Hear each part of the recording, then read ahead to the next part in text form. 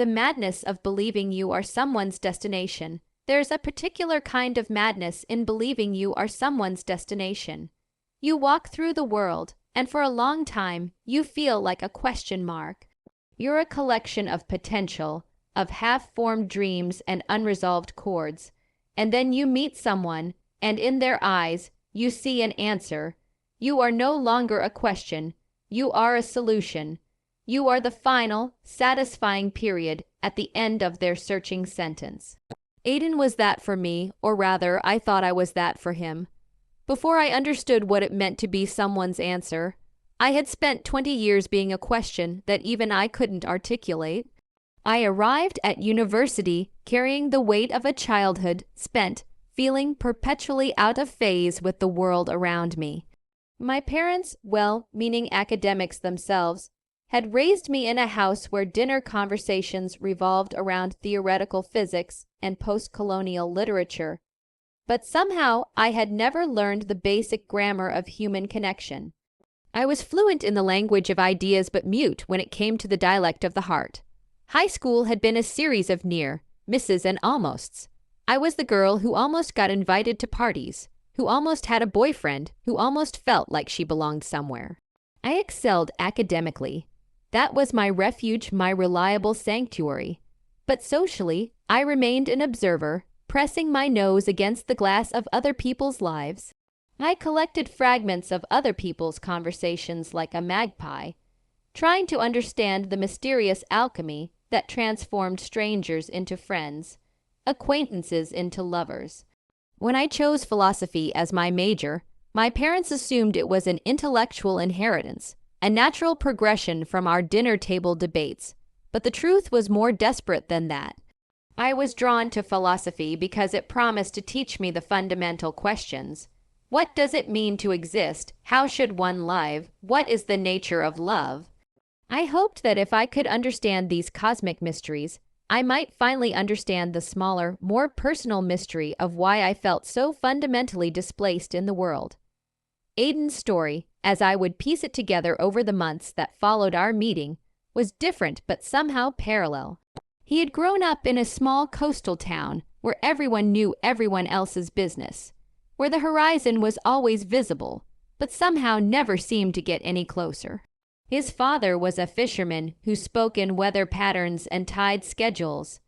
His mother was a high school English teacher who filled their house with books, but seemed perpetually disappointed that her son preferred Nietzsche to Shakespeare. He told me once, during one of our marathon conversations that stretched from sunset to sunrise, that he had started reading philosophy as an act of rebellion. I wanted to find ideas that were bigger than our small town. He said, his fingers tracing patterns on my palm as we lay on the grass behind the Student Union building. I wanted to think thoughts that no one in my family had ever thought before. What I didn't understand then, what I couldn't see through the haze of my own infatuation, was that this desire to transcend his origins would eventually extend beyond geography and philosophy. It would extend to people. To me, but I'm getting ahead of myself. Let me return to that moment in the library, that seemingly ordinary Tuesday afternoon that rewrote the entire trajectory of my existence. Our story began like so many do, in the hallowed, hazy halls of a university that promised to make us into the people we were meant to be. He found me in the philosophy section of the library, not because he was looking for me, but because he was lost. He held a copy of Camus, The Myth of Sisyphus, upside down, a fact I pointed out with a smile I couldn't contain. The library that day was caught in that particular kind of autumn light that makes everything look like a painting, golden and slightly unreal. I had been sitting at my usual table, the one wedged between continental philosophy and ancient texts, surrounded by a fortress of books on existentialism and phenomenology. I was deep in Sartre's being and nothingness, trying to untangle his thoughts on the look of the other, when I heard someone curse softly in the stacks behind me. Damn French existentialists. The voice muttered, making everything unnecessarily complicated, even when you're holding them upside down. I turned around, and there he was, tall, with dark hair that looked like he'd been running his hands through it, wearing a faded green sweater that brought out the flecks of gold in his brown eyes. He was holding Camus like he was afraid it might bite him. "You know," I said, closing my own book and marking the page carefully, "Camus might make more sense right side up." He didn't blush. He laughed, a sound that seemed to rewrite the quiet, oppressive rules of the library. Other students looked up from their books, annoyed, but he seemed completely unbothered by their disapproving stares. I was trying to see if it made more sense from a different perspective. He said, flipping the book over with exaggerated ceremony. "Turns out, absurdism is absurd from any angle. Are you taking Professor Morrison's class?" I asked, nodding toward the Camus, attempting to. He said, "Though I'm beginning to suspect I'm philosophically illiterate. I'm Aiden, by the way, Aiden Hawthorne, Elena." I replied, and something about the way he repeated my name, slowly, like he was testing how it felt in his mouth, made my chest tighten in a way that was entirely new. "Elena," he said, and then, with a grin that seemed to contain multitudes, "would you be willing to help a philosophically challenged individual understand why Sisyphus should be considered happy? Because from where I'm sitting, eternal boulder, pushing sounds like the definition of hell." That was Aiden. He could reframe a moment of clumsiness into a philosophical quest. He made the mundane feel miraculous. We spent the next 3 hours in that library, books spread between us like a bridge. I explained Camus' concept of the absurd, the conflict between human desire for meaning and the universe's indifferent silence. Aiden listened with an intensity that was both flattering and slightly overwhelming, asking questions that revealed a mind that was sharp, curious, and refreshingly unafraid to admit ignorance. "So Sisyphus is happy because he accepts his fate?" Aiden asked, leaning forward across the table. "He finds freedom in acknowledging that his situation is meaningless." "More than that," I said, warming to the topic in a way I never did in class discussions. "Camus argues that we must imagine Sisyphus happy because the struggle itself gives life meaning. The moment when he walks back down the mountain, free from his burden, belongs entirely to him. In that descent, he is superior to his fate." Aiden was quiet for a long moment, his finger tracing the edge of the book's cover. "That's beautiful," he said finally, and terrifying. "The idea that meaning isn't something we find, but something we create through our response to meaninglessness."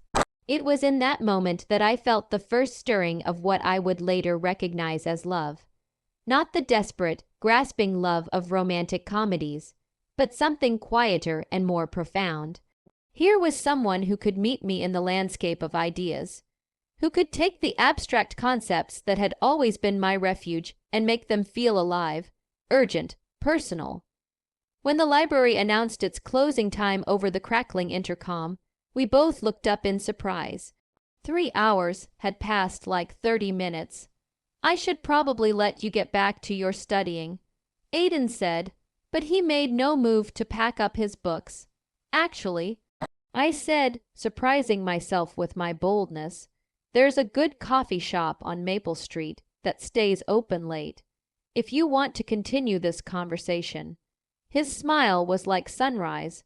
"I thought you'd never ask." Our first conversations were a dizzying dance of ideas. We'd sit on that old wooden bench in the quad, the one that felt like it held the ghosts of 1,000 other student conversations. And we'd talk about free will versus determinism, about the ontology of love, about whether the universe was fundamentally kind or indifferent. I remember one particular afternoon in October when the leaves were turning and the air had that crisp quality that makes everything feel possible. We had been debating Kant's categorical imperative, the idea that moral actions must be universalizable, that we should act only according to principles we could will to become universal laws. But that's so cold, Aiden argued, pulling his jacket tighter against the autumn wind. So calculating. Kant wants us to remove all emotion, all personal connection from our moral decisions. Where's the room for compassion, for love? That's exactly the point, I countered, tucking my legs under me on the bench. Kant argues that actions motivated by emotion or desire, even good emotions like love, aren't truly moral because they're contingent. They depend on circumstances, on feelings that might change. But if you help someone because it's your duty as a rational being, because you've determined that helping others is a principle you could will everyone to follow, then your action has moral worth that transcends personal inclination. Aiden shook his head, but he was smiling. You're brilliant, you know that. But I think Kant was missing something essential about human nature. We're not purely rational beings. We're animals who learn to think, not thinking machines who happen to have bodies. Our emotions are connections to others. Those aren't obstacles to morality. They're part of what makes morality meaningful. So you're more of a human, I said. Reason is slave to the passions. Exactly, though I'd phrase it differently. I'd say reason and emotion are partners in the dance of being human. And in the middle of this debate about the categorical imperative, he reached over and tucked a strand of hair behind my ear, his fingers lingering for a second too long. It was in those moments that the abstract became achingly concrete. Philosophy became feeling. See, he said softly, his hand still cupped around my ear. If I were following Kant's logic, I couldn't justify this gesture. It's not universalizable. I don't think everyone should go around tucking hair behind everyone else's ears, but it feels right. It feels moral even if it's not rational. My heart was racing, but I managed to keep my voice steady. Maybe the morality isn't in the gesture itself. I said, maybe it's in the recognition of another person's humanity, the acknowledgement that there's someone they're worth caring for. Now you're sounding like Levinas, he said, his hand finally dropping but his eyes never leaving my face. The face encounter with the other as the foundation of ethical responsibility. These weren't just academic discussions for us. They were a form of courtship, a way of mapping each other's inner landscapes. Through our debates, I learned that Aiden was drawn to philosophers who emphasized experience over abstraction, feeling over pure reason. He loved Nietzsche's passionate engagement with life, Kierkegaard's leap of faith, William James's radical empiricism. I was more drawn to the systematic thinkers, Kant, Husserl, later Wittgenstein, philosophers who tried to build comprehensive frameworks for understanding existence. But our differences complemented rather than clashed. Where I was sometimes too caught up in theoretical structures, Aiden grounded me in lived experience. Where he sometimes got lost in romantic idealization, I offered analytical clarity. We were like two instruments playing in harmony, creating something more beautiful together than either could produce alone. The night everything changed between us was in November. We had been walking back from a lecture on phenomenology, arguing about Merleau-Ponty's concept of embodied perception, when it started to rain. Not the gentle autumn mist that had been threatening all day, but a sudden drenching downpour that sent other students running for cover. Instead of running, Aiden stopped in the middle of the quad and tilted his face up to the sky. This is what Merleau-Ponty was talking about. He called out over the sound of the rain. The body is the primary site of knowing the world. I don't just observe the rain. I am the rain. My skin is the boundary where the world and I meet and merge. I was laughing and shivering, my hair plastered to my head, my carefully organized notes dissolving in my bag. You're insane, I shouted back, and you're going to catch pneumonia. Then come catch pneumonia with me, he said, extending his hand. There was something in his voice, in the way the rain had made everything wild and immediate, that made the invitation feel like more than just a playful moment. It felt like a choice. I could run for shelter, stay dry, remain safe in my careful, controlled existence. Or I could take his hand and step into something unknown, I took his hand. We stood there in the pouring rain, laughing like children, and I felt something fundamental shift inside me. It wasn't just that I was in love with him, though I was completely and irrevocably. It was that for the first time in my life, I felt like I was exactly where I was supposed to be. The question mark that had been the shape of my existence for so long was transforming into something else. Not quite a period yet, but maybe an exclamation point. When we finally sought shelter under the overhang of the literature building, both of us soaked and breathless, Aiden turned to me with an expression I had never seen before. It was vulnerability and determination combined, the look of someone about to take an irrevocable step. "Elena," he said, and my name sounded different in his voice, more weighty, more intentional. "I need to tell you something."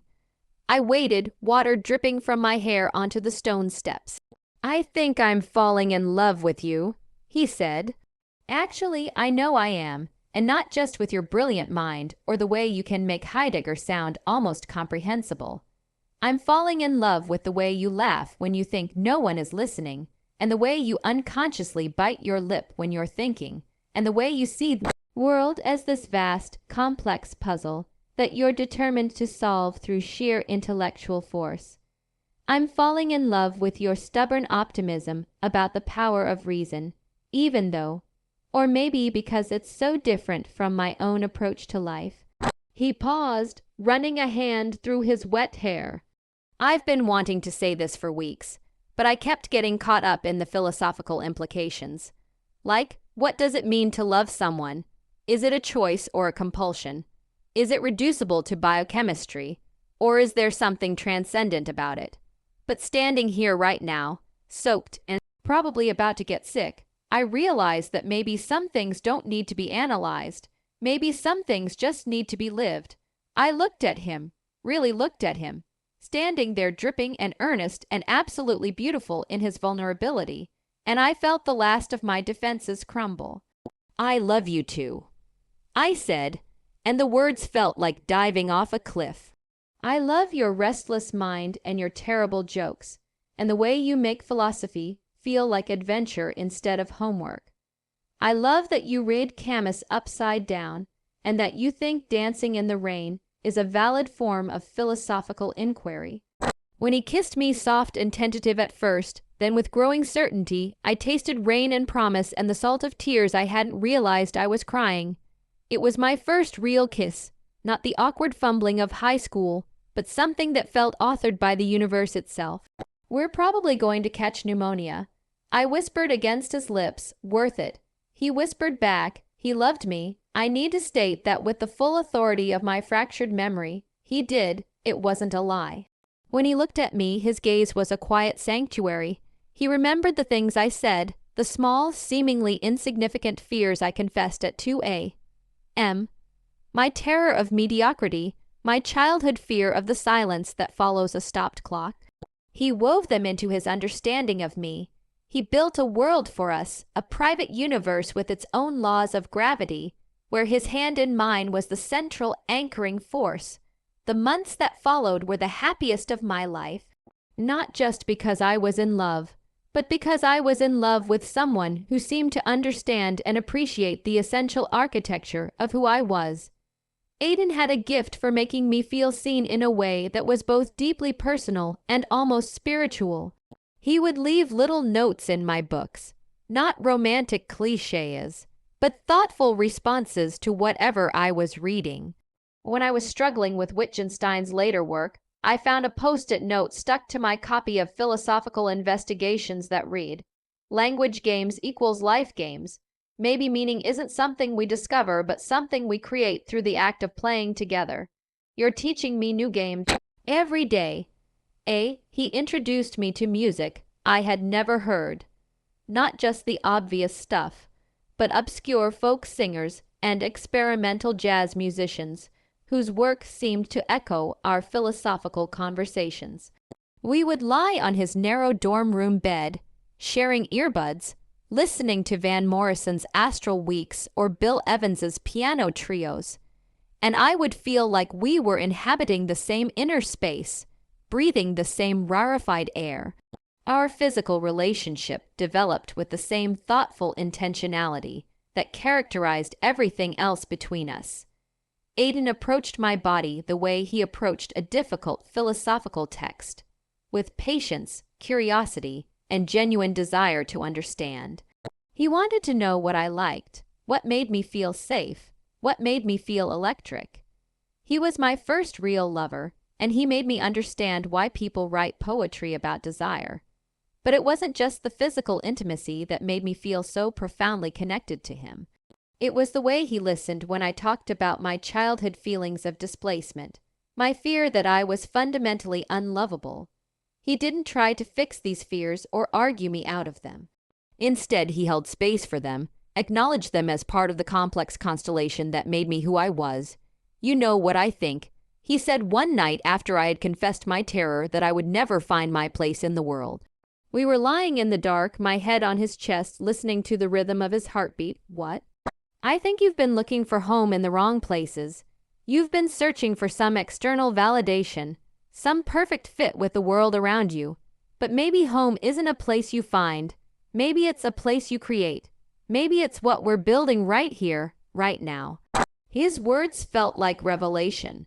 For the first time in my life, I understood what it meant to belong somewhere, not because you fit into an existing structure, but because you and another person had chosen to build something new together. I felt authored, as if the scattered, confusing chapters of my life were being drawn together by a skilled narrator, and that narrator was us. I believed in the teleology of our love, that everything in my past had been a stepping stone leading me inevitably to him, and that our future was a preordained, beautiful certainty. I had given him not just my heart, but my narrative. He was the context that made my life make sense. We started talking about the future in concrete terms, not just the dreamy someday conversations that new couples have, but actual plans. We would both apply to graduate programs in philosophy, ideally at the same universities. We talked about writing papers together, maybe co-teaching someday. We imagined growing old in a house filled with books, still debating the nature of existence over morning coffee. I remember one particular evening in late February when we were walking back from dinner at our favorite little Ethiopian restaurant. Snow was falling in fat, lazy flakes, and the world had that muffled, magical quality that snow brings to a college town. "I've been thinking about Heidegger's concept of Mitsine," Aiden said, taking my gloved hand in his, "being with others as a fundamental aspect of human existence." Dangerous territory. I teased. Heidegger on love. Not love exactly, but authentic being with others as opposed to the anonymous they self that most people inhabit. The difference between genuine encounter and social performance. And he stopped walking and turned to face me, snowflakes catching in his dark hair. "I think what we have, this connection, this way of meeting each other in ideas and feelings, I think it's the closest I've ever come to what Heidegger meant by authentic existence. You don't let me hide behind social roles or pretense. You see me, the actual me, and somehow you love what you see." I felt tears prick at my eyes, partly from the cold wind and partly from the overwhelming tenderness of the moment. "It goes both ways," I said. "Before you, I felt like I was always performing the role of myself, trying to be the person I thought I should be. With you, I get to just exist." He kissed me then, soft and warm despite the cold, and I thought, this is it. This is what all those philosophers were reaching for when they wrote about transcendence, about the moments when individual existence breaks through into something larger and more meaningful. I was so naive, so beautifully, tragically naive, and then someone else came. Her name was Chloe. She didn't arrive with malice or intent. She simply appeared. She was a new variable in our carefully constructed equation, and the moment she entered the frame, the entire calculation changed. It was March, one of those deceptively warm early spring days that makes you believe winter is finally over.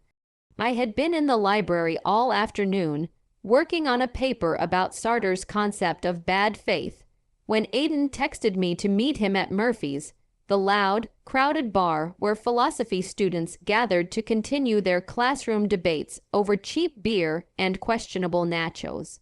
I arrived to find our usual table occupied by a mix of familiar faces and some new ones.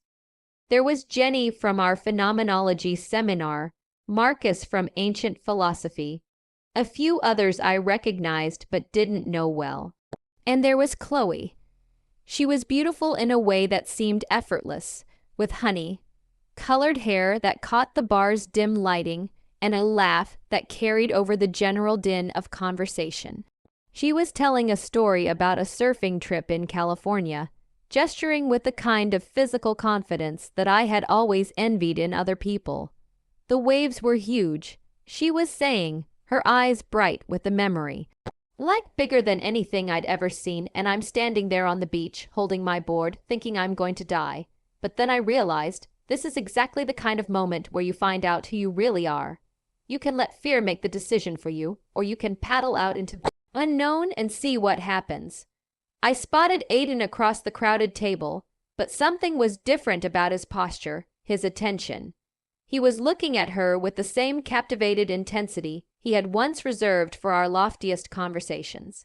It was the look he'd given me when I first articulated my theory on existential belonging. But now, he was giving it to her laugh, to the way she tossed her hair, to a story about waves and courage that had nothing to do with philosophy. The content was different, but the form was identical. It was the look of discovery. So did you do it?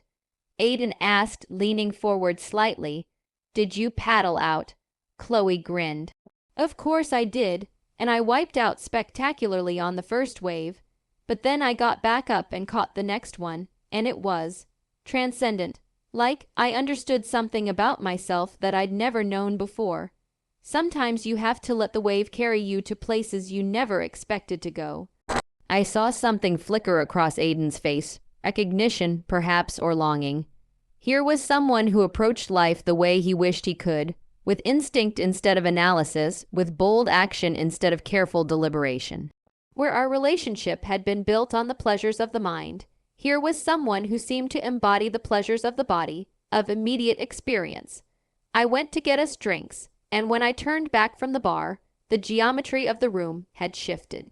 Aiden was no longer oriented towards the space I had vacated. His entire axis had tilted towards her. I stood there, two cold glasses sweating in my hands, and I felt a seismic shift deep within the bedrock of my reality.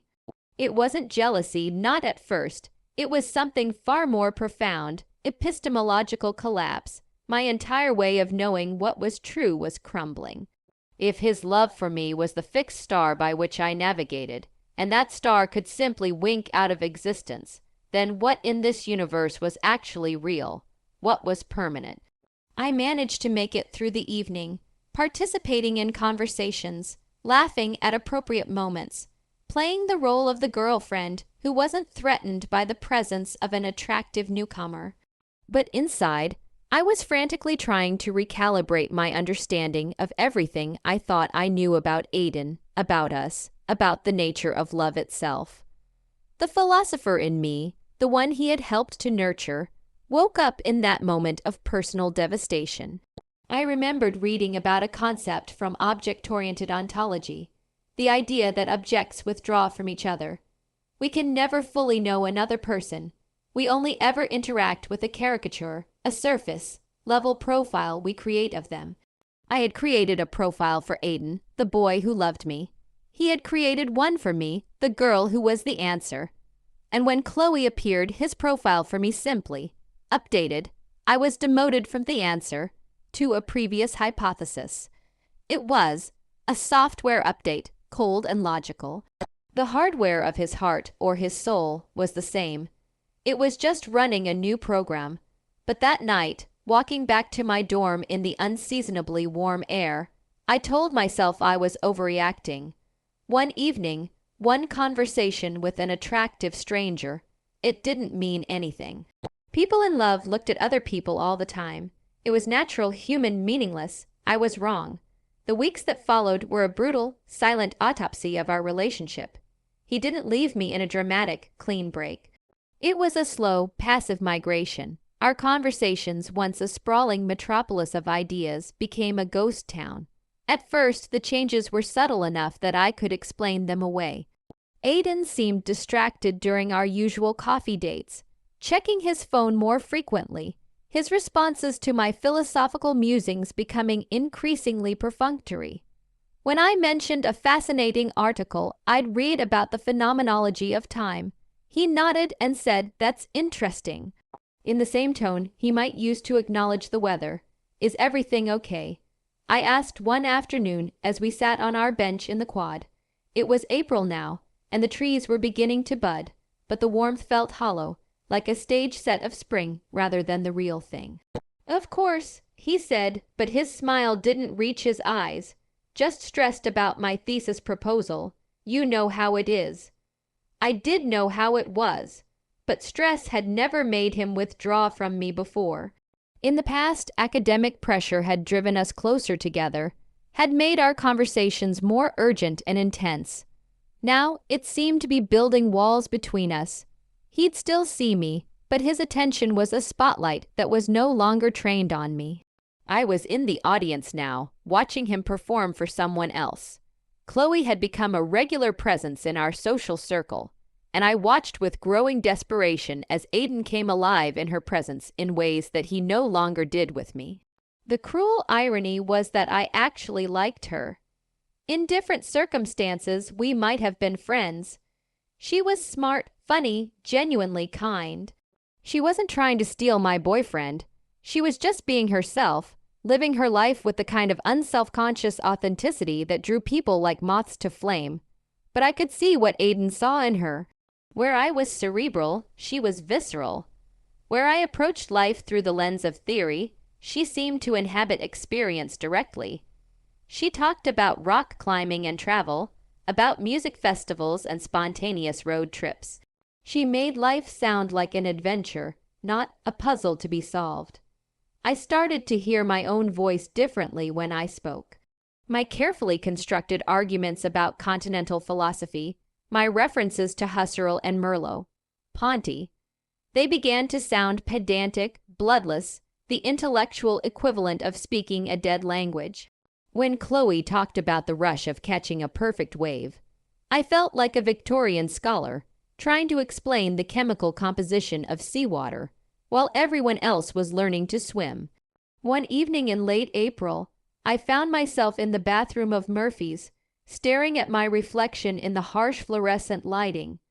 Outside, I could hear Chloe's laugh, followed by Aiden's, a sound I hadn't heard in weeks, at least not directed at anything I had said. I looked at myself, really looked, and saw what I imagined Aiden must see. A girl who had confused intellectual sophistication with emotional depth, who had built her identity around her ability to analyze life rather than live it. My carefully curated vintage dresses, my serious expression, my habit of turning every casual conversation into a philosophical inquiry, it all suddenly felt like costuming for a role I wasn't sure I actually wanted to play. But it was too late to change now. This was who I was, and apparently it was no longer enough. He'd used the same turns of phrase, the same thoughtful nods, the same gentle teasing with her that he had once used with me. I wasn't just losing a boyfriend, I was witnessing the portability of his affection. The specific syntax of his love, which I thought was the language he and I had invented together, was just his native tongue. He could speak it with anyone. The realization was devastating not because it revealed his insincerity, but because it revealed mine. I had convinced myself that our connection was unique, irreplaceable, cosmically significant. But love, I was learning, was far more pragmatic than I had imagined. It wasn't a mystical recognition of soulmates. It was a choice made and remade daily, and Aiden was simply choosing differently now. May arrived with unseasonable rain and a series of conversations that felt like slow torture. Aiden still went through the motions of our relationship, but I could feel him withdrawing incrementally, like a tide going out so gradually that you don't realize you're standing on dry sand until it's too late. Our last real conversation happened on a Tuesday evening, under gray skies that threatened storm. We were walking back from the library, where I had been trying to help him research his thesis on Nietzsche's concept of eternal recurrence.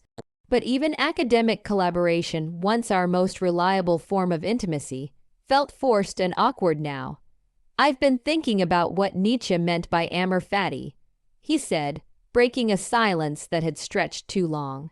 "Love of fate, the idea that we should embrace everything that happens to us, even the painful things, because they're part of what makes us who we are.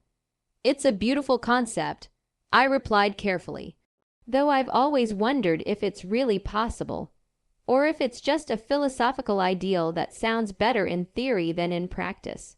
He was quiet for a moment, and when I looked at him, I saw something in his expression that I had learned to dread. The look of someone who was trying to find the right words to say something difficult. "Elena," he said, and my name sounded different in his voice, heavier, more final. "I need to talk to you about something." My heart started racing, but I kept my voice steady. "What about? About us, about where we're going." The words hung in the air between us like a blade.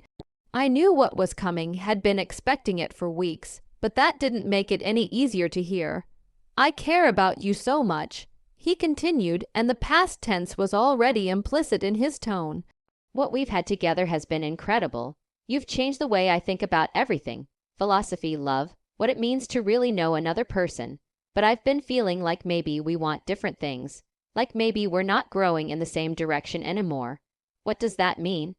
I asked, though I already knew. "It means I think we need to take a step back. Figure out who we are as individuals before we can know who we are together." It was a gentle way of ending things, the kind of breakup that sounds almost reasonable when you're not the one being broken up with. But I could see through the careful language to the truth underneath. He didn't love me anymore. Maybe he never had, not in the way I had loved him. Maybe I had been so hungry for connection that I had mistaken his intellectual attraction for something deeper, more lasting. "Is this about Chloe?" I asked, and immediately regretted the question. It made me sound petty, jealous, small. Aiden sighed. "It's not about any one thing. It's about me realizing that I need to experience more of life before I can commit to sharing it with someone else.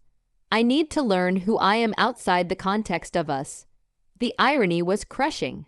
For months he had been my context, the framework through which I understood myself and my place in the world. And now he was telling me that he needed to exist outside of any context at all. "So that's it?" I asked. "We just end, we don't end," he said, reaching for my hand. "We just change form. Maybe someday when we've both figured out who we are individually, we can." I pulled my hand away. "Don't," I said. "Please don't make promises you don't intend to keep just to make this easier." He looked stricken. "Elena, it's okay," I said, and somehow managed to keep my voice from breaking. "I understand. You want something different. Someone different. You want Chloe. It's not that simple." Isn't it? We stood there in the gathering dusk. Two people who had once shared a private language, now unable to communicate across the growing distance between us. I felt like I was watching our entire relationship collapse in real time. All those months of intimacy and connection revealed as somehow insubstantial, as fragile as a soap bubble that could be popped by the appearance of a pretty girl with sun, streaked hair and stories about surfing. "I should go," I said finally. "Elena, wait." But I was already walking away, my vision blurring with tears I refused to let him see. Behind me, I heard him call my name once more, but I didn't turn around. What was the point? He had already made his choice. The final night, I stood in the cold under that street lamp outside his dorm, watching their shadows dance behind his window. The rain felt like the world was crying because I was too numb to do it myself. I hadn't planned to go there. After our conversation the previous week, I had been trying to maintain some dignity, to begin the process of moving on. I had thrown myself into my studies with renewed intensity, spent long hours in the library working on my thesis about the phenomenology of loss. The irony wasn't lost on me, but that night, a Friday in mid-May, I had been unable to sleep. I kept thinking about all the times Aiden and I had stayed up talking until dawn, the way we used to lie in his narrow bed and plan our future together.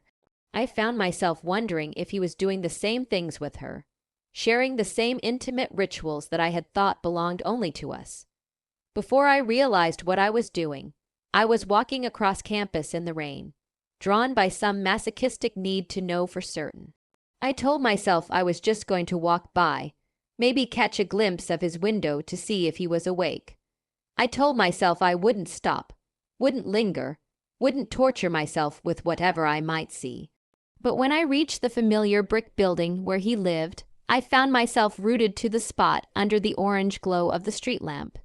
His window was on the second floor, and the light was on, and there, silhouetted against the thin curtains, were two figures. They weren't doing anything explicitly intimate. They seemed to be just talking, sitting close together on what I knew was his desk chair.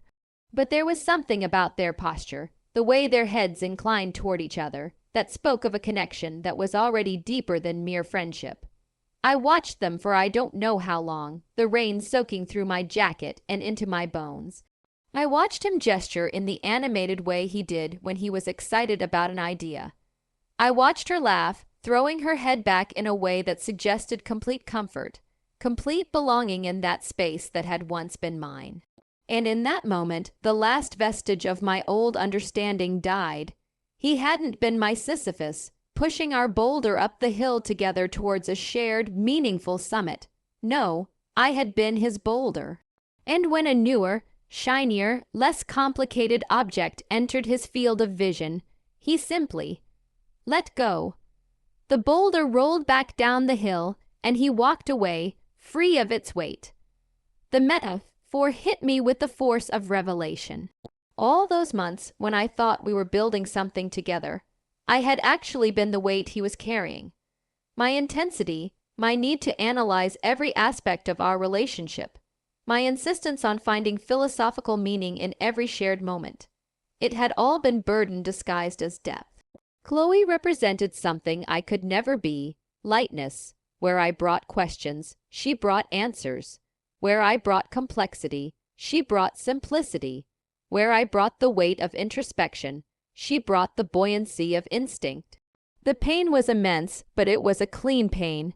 It was the pain of a bone being set, not the dull, chronic ache of a misunderstanding. I had my answer. He loved me until someone else came. The conditional clause of his love had finally been revealed. I turned away from the window and walked home through the empty streets, my footsteps echoing off the wet pavement. With each step, I felt something inside me breaking, but also something else beginning to heal. The illusion was shattered, but at least now I could see clearly. The immediate aftermath of the breakup was a strange kind of purgatory. Finals week arrived with its usual chaos of cramming and caffeinated panic, and I found myself grateful for the distraction of academic pressure. It was easier to focus on Heidegger's concept of thrownness or Sartre's analysis of the gaze than to confront the hollow ache in my chest that seemed to grow larger every day.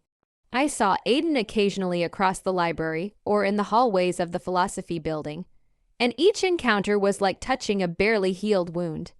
He would nod politely, maybe offer a tentative smile, but we didn't speak. What was there to say? The language we had created together no longer applied to the people we were becoming separately. Chloe, to her credit, seemed genuinely uncomfortable when she saw me. I caught her looking at me with something that might have been guilt or pity during one of Professor Morrison's lectures, but she quickly looked away when our eyes met. I didn't blame her. She hadn't set out to destroy anything. She had simply existed, and that existence had been enough to reveal the fundamental instability of what I had thought was solid ground. The worst part was the way meaning friends tried to comfort me with platitudes about how it wasn't meant to be, or how I would find someone better. They didn't understand that this wasn't about finding someone better. This was about having my entire understanding of love, of myself, of the nature of human connection, revealed as naive at best and delusional at worst. I spent the first weeks of summer break at home with my parents, trying to pretend that everything was normal. My mother, with her characteristic blend of academic precision and maternal concern, attempted to engage me in discussions about my thesis research. My father offered to help me explore graduate programs, suggesting that a change of scenery might do me good. But I felt like I was moving through the world wrapped in gauze, insulated from genuine feeling by layers of numbness. I would sit in my childhood bedroom, surrounded by the books that had once been my refuge, and find myself unable to concentrate on anything more complex than magazine articles. The philosophical questions that had once excited me now seemed pointless, irrelevant to the messy reality of human existence. It was during one of these numb, directionless afternoons in June that I experienced my first real breakthrough. I was half-heartedly reading an essay by Emmanuel Levinas about the face encounter with the other when a passage stopped me cold. The face of the other calls us to responsibility that is non-transferable and not to be avoided. The face opens the primordial discourse whose first word is obligation. I read the passage again, and suddenly I was crying. Not the careful, controlled tears I had been allowing myself in private moments, but deep, wrenching sobs that seemed to come from some place I had been afraid to access. Because I realized that in all my philosophical analysis of what had happened between Aiden and me, I had been focusing on the wrong question. I had been asking, why wasn't I enough? What was wrong with me that he could replace me so easily? But Levinas was pointing toward a different question entirely. What was my obligation to myself in the face of this loss? What responsibility did I have to the person I was becoming, independent of Aiden's recognition or approval? For months, I had been trying to understand myself through his eyes, to measure my worth by his love. But what if the real philosophical challenge wasn't to be someone else's answer, but to live authentically with my own questions? That night, I did something I hadn't done since before I met Aiden. I wrote in my journal, not about him, not about us, not about the analysis of what went wrong. I wrote about me, about what I wanted, what I feared, what I hoped for. I wrote about the girl who had arrived at university feeling like a question mark, and I tried to trace the path that had led me to believe that someone else's love could transform me into a period. The writing felt rusty at first, like a language I had once spoken fluently but hadn't practiced in months. But as the pages filled with my own voice, my own thoughts, my own questions, I felt something that had been dormant beginning to stir back to life. What do you do when the story you believed in is proven to be a fiction? You have two choices. You can spend your life trying to force the narrative to become the kind of character that no one ever leaves. Or you can do the most terrifying, empowering thing imaginable. You can become the author of your own story again. My healing didn't begin with hating him. It began with reclaiming my own context. Aiden had been the frame through which I viewed my world. When he left, the frame shattered, and for a while everything was chaos. But then I started to look at the raw canvas that was left. It was messy and it was painful, but it was mine. The process wasn't linear or easy. There were days when I felt like I was making progress, followed by days when I was convinced I would never recover from the fundamental damage that had been done to my capacity for trust and love. But gradually, almost imperceptibly, I began to rebuild my sense of self on a different foundation. I went back to my books, not to find answers about him, but to find questions for myself. I discovered feminist philosophers I had somehow missed during my undergraduate course, Simone de Beauvoir, Julia Kristeva, Luce Irigaray. Their writings on female subjectivity and the construction of the self resonated with my experience in ways that the predominantly male philosophers I had studied never had. De Beauvoir's analysis of how women are taught to define themselves in relation to men was particularly revelatory. "One is not born, but rather becomes a woman," she wrote, and I began to understand how I had unconsciously shaped myself into the woman I thought Aidan wanted me to be, rather than discovering who I actually was. I started a new journal, one dedicated not to analyzing my relationship, but to exploring my own inner landscape. I wrote about my childhood, my dreams, my fears that had nothing to do with romantic love. I wrote about my intellectual passions, the ideas that excited me independent of anyone else's approval or understanding. I realized that the most profound philosophical pursuit isn't to find a person who makes you feel complete.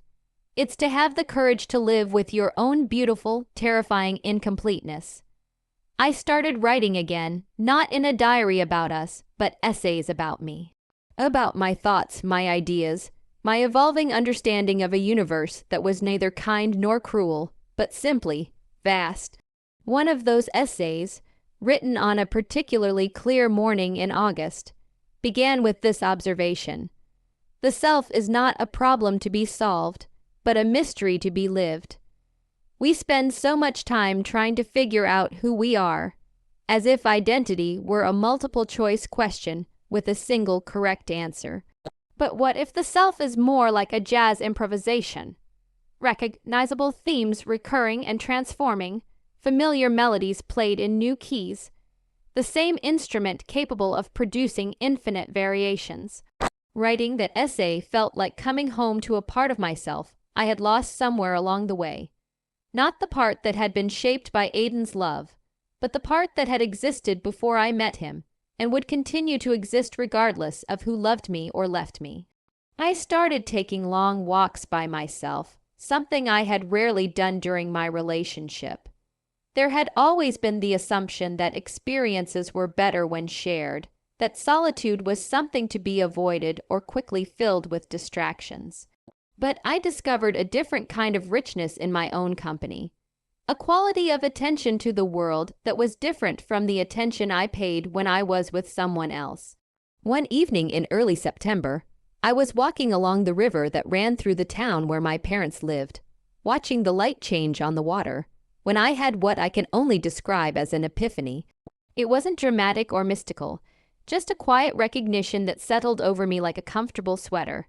I realized that I was enough, not enough for Aidan, that ship had sailed, but enough for me. Enough to build a life on, enough to love and be proud of, enough to offer to the world and to whatever relationships might come in the future. The girl who had believed she needed someone else's love to justify her existence was transforming into a woman who understood that love, real love, could only be built on the foundation of self-knowledge and self-acceptance. When I returned to campus for my senior year, I felt like a different person inhabiting the same body. The familiar buildings and pathways held echoes of my former self, but I moved through them with a new sense of purpose and autonomy. I saw Aidan occasionally, usually from a distance. He was still with Chloe, and they looked happy together in the uncomplicated way I had never quite managed to achieve with him. There was no drama in their relationship, no intense philosophical debates about the nature of love. They simply enjoyed each other's company, went on adventures together, lived in the present moment instead of constantly analyzing and theorizing about their connection. Watching them, I felt something I hadn't expected: gratitude. Not for the pain he had caused me, but for the self-knowledge that pain had ultimately produced. He had been right to end our relationship, though not for the reasons he had articulated. We hadn't been growing in different directions. We had been trying to force a connection that was based more on intellectual compatibility than on genuine emotional intimacy. I had confused the intensity of philosophical discussion with the depth of love, had mistaken shared ideas for shared souls. What Aidan and I had was real, but it was more akin to an intensive seminar than to the kind of partnership that could sustain itself over years and decades. My senior thesis, which I completed that spring, was titled The Phenomenology of Becoming, Selfhood, Solitude, and the Construction of Authentic Identity. In it, I argued that the Western philosophical tradition's emphasis on the self in relation to others, while important, had overshadowed the equally vital question of the self in relation to itself. Authentic existence, I wrote in the conclusion, requires not the recognition of another, but the courage to exist fully in one's own recognition. This does not mean living in isolation, but rather approaching relationships from a place of wholeness rather than need, of offering rather than seeking completion. Professor Morrison, who supervised my thesis, called it remarkably mature for an undergraduate work, and suggested that I consider pursuing graduate studies, but I had already decided to take a different path. The academic world, with its emphasis on theoretical analysis over lived experience, no longer felt like the right fit for the person I was becoming. Instead, I applied for a fellowship to spend a year in France, studying with contemporary philosophers who were doing innovative work on embodied cognition and the phenomenology of everyday life. I wanted to explore philosophy not as an abstract intellectual exercise, but as a practical tool for understanding and navigating the complexities of human existence. I stopped seeing his love as a destination I had lost and started seeing it as a landscape I had passed through. It changed me, scarred me, but it also taught me the topography of my own heart. I learned where my fault lines were, where my resilience was buried, and where the undiscovered country of my own potential began. On the last day of classes, I found myself back at our old bench in the quad, the one where Aidan and I had spent so many hours debating the nature of existence. It was a beautiful May afternoon, and the campus was alive with the energy of students celebrating the end of another academic year. I sat there for a while, remembering the girl I had been when I first sat on that bench with him. She had been so eager to find answers, so desperate to be seen and understood and loved. She had confused intellectual connection with spiritual intimacy, had mistaken the excitement of shared ideas for the deeper satisfaction of shared life. But that girl, naive as she had also been brave. She had opened her heart completely, had risked everything for love, had allowed herself to be transformed by another person's presence in her life. Her mistake hadn't been in loving too much, but in loving from a place of incompleteness, in trying to use another person's affection to fill the gaps in her own self. Understanding. As I sat there in the late afternoon sunlight, I felt a deep tenderness for that girl, and for the boy who had loved her as well as he could at the time. We had all been doing our best with the limited understanding we had of ourselves and each other. He loved me until someone else came. That is the tragic, simple truth of it. But the empowering truth, the one I had to claw my way towards, is this. His love was a season in the climate of my life. It was a summer that ended as summers do. Its ending did not invalidate its warmth, but it also doesn't get to dictate the perpetual winter of my soul. I am the sole, sovereign author of this ongoing story. And the most powerful character a woman can ever write is not the one who is loved forever, but the one who learns with unshakable certainty how to belong to herself.